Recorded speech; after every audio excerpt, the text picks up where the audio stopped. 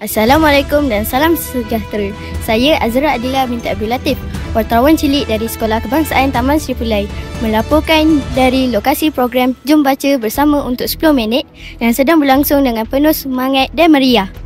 Program ini telah diadakan pada hari Rabu 23 April 2025 jam 11 pagi bertempat di SK Taman Sri Pulai.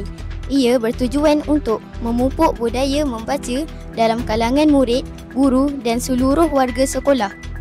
Tepat jam 11 pagi, semua murid dan guru telah menghentikan aktiviti masing-masing untuk bersama-sama membaca selama 10 minit.